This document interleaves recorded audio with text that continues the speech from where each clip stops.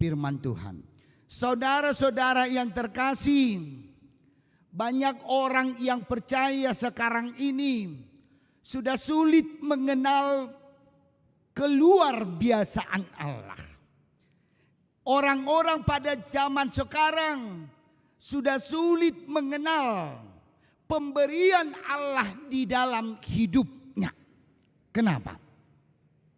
Persoalan dalam kehidupan manusia zaman sekarang, ketika meminta, ketika memohon kepada Allah, sesungguhnya dia mengharapkan apa yang dia minta.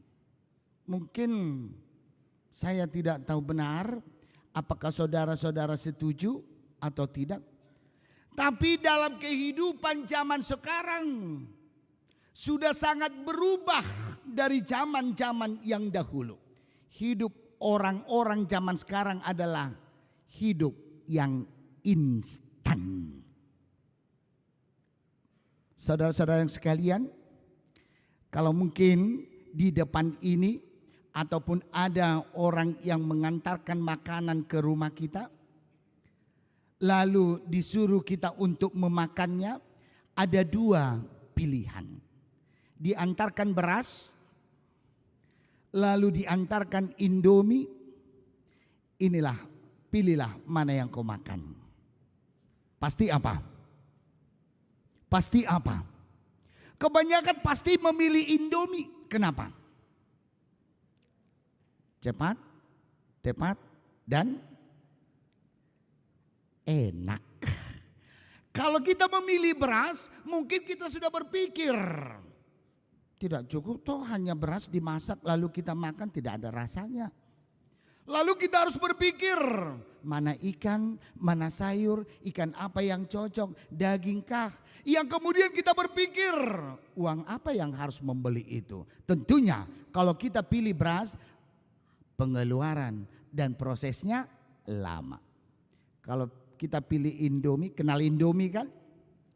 Cukup buka plastiknya, masukkan dia ke cangkir, buat air panas, tunggu 3 detik, santap.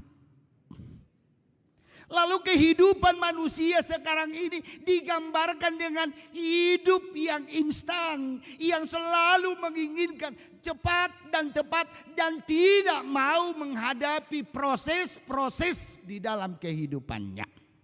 Mungkin hal ini kita setujui. Lebih bagus, lebih baik mengeluarkan uang banyak asalkan cepat dan tepat. Sehingga saya baru tahu itu di daerah kita ini sangat berkembang dengan apa namanya, makanan yang dipesan. Ya kan begitu, capek keluar, udah pesan. Hanya pencet-pencet HP, makanan datang. Sehingga sangat berkembang dengan kehidupan yang instan. Zaman dahulu dengan zaman sekarang itu sangat berbeda. Kalau zaman dahulu itu memasak 1 liter nasi punya proses. Mungkin ada masih dari kampung ini, mungkin bisa kita nikmati kalau kita memasak dari di dalam periuk. Kita buat air di dalam periuknya, lalu setelah periuknya panas, lalu kita membuat berasnya.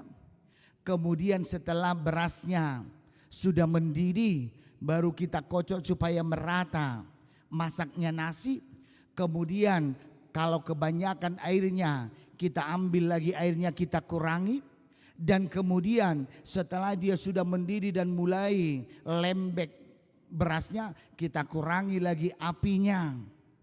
Kemudian setelah sudah kering berasnya dan menjadi nasi, baru kita matikan lagi apinya.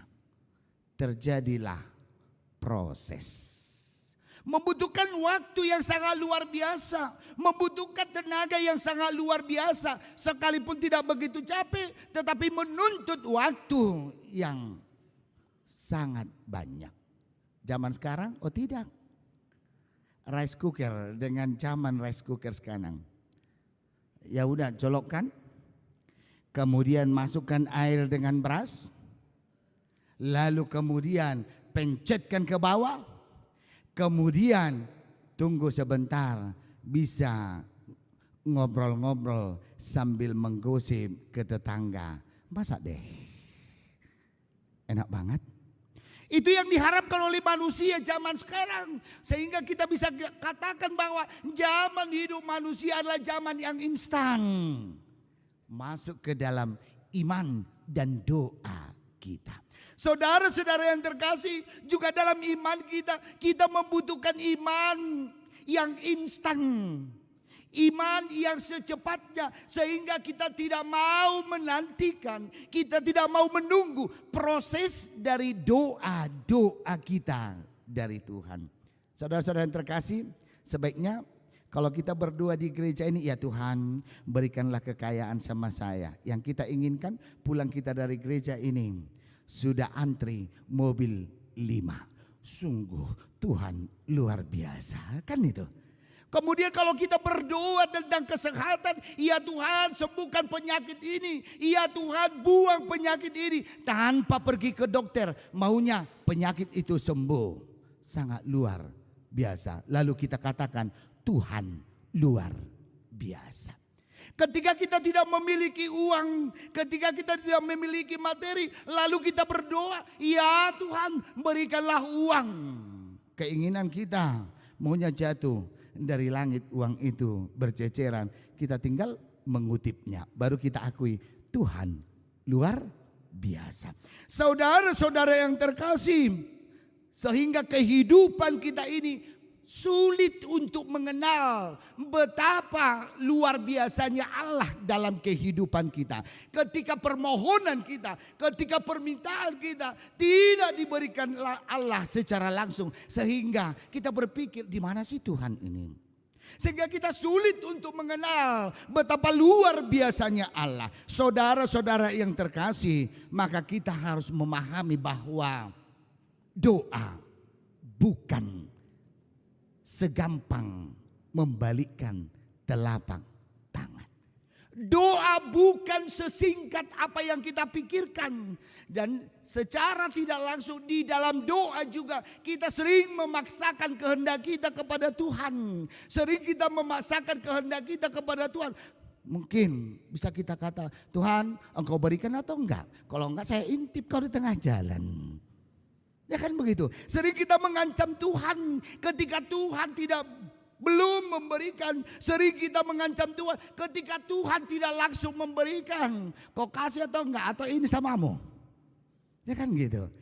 Itu ibaratkan, iya Tuhan berikan. Kalau Tuhan belum berikan, percuma. Percuma aja saya gereja. Itu kan mengancam Tuhan. Engkau harus berikan Tuhan. Jangan saya percuma berdoa. Jangan saya percuma untuk bergereja. Sehingga dalam kehidupan kita memupuk iman ini, sering kita memaksakan kehendak kepada Tuhan. Padahal sebenarnya Tuhan lebih pintar, lebih bijak menyusun dan menata alur kehidupan kita. Saudara-saudara yang terkasih, dalam firman Tuhan dikatakan pada saat ini, sesungguhnya orang yang mampu merasakan berkat Tuhan adalah orang yang mampu melakukan kebaikan. Orang yang mampu melakukan yang terbaik sehingga mengenal berkat Tuhan, menerima berkat Tuhan, mengenal kasih setia Tuhan adalah orang-orang yang mau melakukan kebaikan. Saudara-saudara yang terkasih, Rasul Paulus mengirim suratnya kepada jemaat di Galatia. Sesungguhnya ada pemahaman jemaat di Galatia bahwa orang Yahudi adalah orang yang merasa benar. Orang Yahudi merasakan imannya lebih tinggi dibandingkan dengan iman daripada orang-orang. Tentunya dalam firman Tuhan dikatakan bahwa tugas orang-orang yang sudah merasakan penyertaan Tuhan dalam hidupnya adalah bersedia berbuat baik. Bersedia melakukan yang baik. Dan mungkin perbuatan baik itu adalah merupakan tindakan yang nyata oleh orang-orang yang merasakan berkat Tuhan. Saudara-saudara yang terkasih, mampukah kita merasakan berkat Tuhan? Mampukah kita merasakan berkat Tuhan dan penyertaan Tuhan dalam kehidupan kita? Maka kita harus berani katakan, sekecil apapun berkat Tuhan yang sudah kita terima dalam kehidupan kita, apa sih jawaban kita? Berkat Tuhan tidak diperjualbelikan. Berkat Tuhan tidak hanya menerima tawaran. Berkat Tuhan tidak hanya membeli, tetapi berkat Tuhan diberikan secara gratis kepada setiap orang. Persoalannya, siapa orang yang mau menerima berkat Tuhan, dialah yang mencicipi dan menikmatinya. Dan kita harus mampu menunjukkan, apakah saudara, apakah kita telah menerima berkat Tuhan, dan bagaimana kita merasakan berkat Tuhan. Maka tugas orang-orang yang menerima berkat Tuhan dalam firman Tuhan, berbuat baik. Saudara-saudara yang terkasih, kalau bisa kita katakan perbuatan baik adalah relatif. Kalau kita melihat seorang bertindak di sini, mungkin kalau saya tanya, baikkah dia? Mungkin saya sana bilang enggak baik. Mungkin di sini katakan, oh baik kali. Mungkin banyak orang mengatakan sedang-sedang, tidak baik, tidak jahat. Sehingga kita katakan perbuatan baik itu adalah relatif. Bisa baik bagi saya, tapi bagi saudara-saudara tidak baik. Tetapi tentunya dalam firman Tuhan, orang yang sudah menerima berkat Tuhan adalah berbuat baik sesuai dengan kehendak Tuhan. Saudara-saudara yang terkasih, maka mari kita definisikan apa itu perbuatan baik. Perbuatan baik adalah ungkapan dari hati yang terdalam. Maka saudara-saudara yang terkasih, kita bisa tes, kita bisa uji dalam kehidupan kita. Kita melakukan sesuatu, kita melakukan suatu tindakan, apakah perbuatan itu baik? Maka kita harus kembali lagi kepada dasarnya. Apa sih latar belakang kita membuat yang baik? Apa sih latar belakang kita melakukan yang baik? Saudara-saudara yang terkasih, terkadang dalam kehidupan kita ini, kita melakukan yang baik, banyak hal yang mau kita ambil. Kita melakukan yang baik terhadap saudara-saudara kita, banyak hal tujuan kita. Saya lakukanlah yang terbaik sama dia, supaya dia juga baik sama saya. Tentunya tujuan kita apa? Mencari kebaikan orang. Kita melakukan yang terbaik dengan latar belakang apa? Karena saya sayang sama dia, saya lakukan yang baik. Untuk itu saudara-saudara yang terkasih, definisi perbuatan baik itu adalah ungkapan hati. Ungkapan yang tergerang dari hati. Saudara-saudara yang terkasih, karena itu adalah ungkapan dari hati, maka Tuhanlah yang menguji. Maka Tuhanlah melihat perbuatan baik yang kita lakukan. Maka di mata Tuhan tidak bisa kita menutupi apa-apa. Sekalipun kita menutupi di dalam penglihatan orang lain, tetapi di hadapan Tuhan kita tidak boleh menutupi. Oleh karena itu saudara-saudara yang terkasih, perbuatan baik adalah urusan Tuhan. Saudara-saudara yang terkasih, yang sebaiknya dalam kehidupan kita, karena memang sering kita hanya melihat, dan itu merupakan ciri khas manusia. Manusia itu pintar menilai orang lain, tetapi bodoh menilai dirinya sendiri. Kalau kita lihat seorang nanti di sana atau di jalan sana jalan, langsung cepat itu. Nggak cocok bajunya itu kan, nggak seimbang kan. Cepat itu. Yang kemudian sampai cara jalan seseorang bisa kita nilai berapa nilainya. Nggak pas jalannya, laki-laki dan perempuannya. Kayak nggak seimbang langsung itu. Padahal kita berjalan dengan saudara kita sudah merasa sempurna. Saudara-saudara yang terkasih, ciri khas yang tidak terlupakan dari kehidupan manusia, menilai orang sangat pintar dan menilai diri sendiri sangat kurang. Oleh karena itu firman Tuhan dikatakan tidak menjadi penilai-penilai. Maka orang yang sudah menerima berkat Tuhan, orang yang sudah merasakan kasih Tuhan, orang yang sudah menerima penyertaan Tuhan, orang yang sudah menerima bagaimana Tuhan berkarya dalam kehidupan kita, bukan menjadi dewan juri atau tim penilai.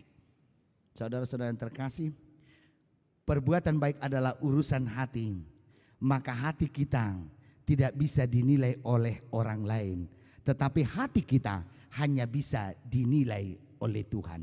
Maka berbuat baik harus tergerak dari hati, dan itu adalah urusan Tuhan. Oleh karena itu, firman Tuhan pada saat ini bukan menghimbau kita menjadi penilai-penilai yang handal, bukan mengajak kita menjadi dewan juri yang terhormat, bukan berarti kita menjadi tim penilai dalam kehidupan kita, tetapi jadilah orang yang berbuat baik yang tergerak dari hati kita. Maka apapun yang kita lakukan, sekalipun prosesnya sangat sulit, sekalipun jalannya sangat sulit, tetapi latar belakang dan tujuan kita melakukan yang terbaik hanya Tuhanlah yang tahu. Amin. Itu yang kita minta. Sehingga ketika itu tergerak dari hati kita, maka sedikit yang kita lakukan, ketika itu tergerak dari hati kita, ketika itu tergerak dari hati kita, Tuhan akan mempertimbangkan dalam kehidupan kita. Saudara-saudara yang terkasih, dalam firman Tuhan kalau kita lihat ayat 1 sampai ayat 2 itu sangat jelas. Seolah-olah sering manusia ini merasa benar berhadapan dengan orang lain. Kapan manusia itu merasa benar dalam dirinya masing-masing adalah ketika orang menghadapi dan jatuh ke dalam dosa. Ya, coba saudara-saudara terkasih, kalau ada saudara-saudara kita kedapatan mencuri, langsung cepat itu, percuma lah itu. Padahal cantik wajahnya, tapi pencuri ya. Cepat itu menilai. Padahal dia ketahuan mencuri oleh karena kedapatan.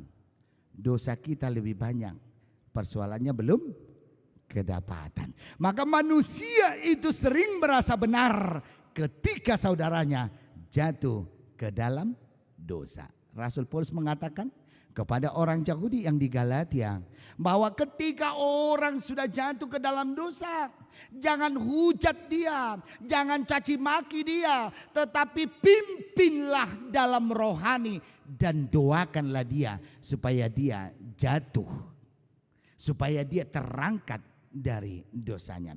Ketika saudara-saudaranya jatuh ke dalam dosa, maka kita tidak menghujatnya.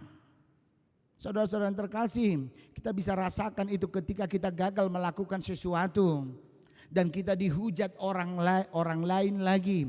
Mungkin perasaan kita akan semakin hancur dan galau. Ketika kita merasa gagal dalam kehidupan kita, kemudian dapat lagi cemoohan atau ejekan dari orang lain, kemungkinan kehidupan kita akan semakin hancur lebur. Tetapi orang yang sudah menerima berkat Tuhan, Rasul Paulus katakan jangan mencemooh, jangan mencacinya, sebab manusia itu tidak ada yang merasa sempurna. Manusia itu tidak ada yang sempurna, hanya Yesuslah yang sempurna. Oleh karena itu ketika saudaramu jatuh ke dalam dosa, pimpin dia ke dalam rohani. Pimpin dia di dalam doa supaya dia kuat dan dirimu, jiwamu, hidupmu juga tidak terguncang oleh karena dosa saudara-saudara kita. Saudara-saudara yang terkasih, itu persoalannya dalam kehidupan kita. Ketika kita melihat saudara kita yang lemah, pada saat itu juga kita akan merasa tinggi. Ketika kita melihat saudara-saudara kita lemah, pada saat itu juga kita merasakan kekuatan dalam diri kita. Ketika kita melihat saudara-saudara kita tidak berdaya lagi, pada saat itu juga kita akan mempunyai kekuatan dalam kehidupan kita. Sehingga Rasul Paulus mengatakan, ketika saudaramu jatuh ke dalam dosa, jangan dong menyombongkan diri. Ketika saudaramu menghadapi kegagalan, jangan kamu menjadi menyombongkan diri. Masih saya yang lebih kuat, masih saya yang lebih kokoh dalam kehidupan ini. Tetapi firman Tuhan mengatakan bahwa manusia tidak ada yang sempurna. Sehingga orang yang sudah menerima kasih Tuhan, penyertaan Tuhan, mari bertolong-tolonganlah dalam kehidupannya. Saudara-saudara yang terkasih, sehingga dalam kehidupan kita ini sangat sulit untuk mencari jalan keluar dalam kehidupan. Untung ada media sosial. Itulah pelampiasan keluhan kita, persoalan kita dalam kehidupan. Kita beritahu kepada saudara, kepada teman, bisa persoalan itu menjadi berat. Bisa masalah itu menjadi berat. Sehingga apa pelampiasan kita dalam kegelisahan, dalam kegagalan. Maka sering kita hanya menyebutkan ke dalam media sosial. Apalagi kita sekarang ketika kita galau, langsung itu angkat status galau. Ketika kita ditinggal oleh sang suami, datang ibu-ibu mengatakan ditinggal suami. Atau suami lagi keluar kota. Kalau kami ditinggal sang istri, bapak-bapak juga sudah angkat status sekarang. I love you mom, selamat jalan. Itu persoalannya. Sehingga kita tidak mengerti ketika itu pelampiasan apa yang kita alami. Kita tidak takut dan tidak memikirkan. Ternyata dari situ kita bisa mengalami pencobaan. Dari situ kita mengalami godaan. Dari situ kita mengalami apa yang akan merusak kita. Firman Tuhan mengatakan, jangan tergoyang akan imanmu. Kalau seorang ibu menyatakan, suami lagi pergi tugas luar 3 hari 3 malam. Orang bertanya, bah lagi sendiri. Kalau orang yang mengatakan lagi galau, ingat masih orang-orang yang berada dalam kegalauan. Dunia sangat pintar menawarkan obat kegalauan. Tetapi seperti mie instan tadi. Mie instan enak, sedap, cepat, tetapi merusak ke dalam kesehatan. Semakin banyak makan mie instan, mungkin tubuh kita semakin cepat mengalami penyakit. Demikian juga kehidupan kita ini. Sering kita dalam kegalauan, dalam kegelisahan, dalam permasalahan. Dunia menawarkan obat dari kegelisahan itu. Tetapi tanpa pikir kita bahwa kegelisahan kita terobati. Tetapi itu adalah sementara. Dan bahkan itu menjerumuskan kita ke dalam ke dalam dunia orang yang tidak percaya. Saudara-saudara yang terkasih, Rasul Paulus mengatakan, ketika saudara kita jatuh ke dalam dosa, ingat, jaga dirimu supaya kamu tidak tergoyang. Jaga imanmu supaya kamu tidak tergoyang. Tapi mari kuatkan dan pimpin dia dalam rohani. Mari kita mendoakan mereka. Dan kita juga meyakini Yesus Tuhan adalah yang peduli dalam kehidupan kita. Saudara-saudara yang terkasih, maka dalam kekurangan, dalam kesalahan, dalam kelemahan saudara-saudara kita, maka firman Tuhan menyapa kita pada saat ini. Tidak ada manusia yang sempurna, tapi manusia itu disempurnakan oleh Yesus Kristus. Maka dalam kehidupan kita jangan menjadi dewan juri dan tim penilai dalam kehidupan kita. Tapi biarlah kehidupan kita ini menjadi melakukan yang terbaik oleh karena kasih setia Tuhan. Lakukanlah yang terbaik sebab Tuhan telah memberi kasihnya kepada kita. Lakukanlah yang terbaik sebagai respon kita, sebagai jawaban kita kepada Tuhan. Tuhan memberikan kasihnya kepada kita dan dia tidak memperhitungkan berapa harganya. Tetapi berbuat baiklah, dan itu merupakan jawaban dan respon kita kepada Tuhan.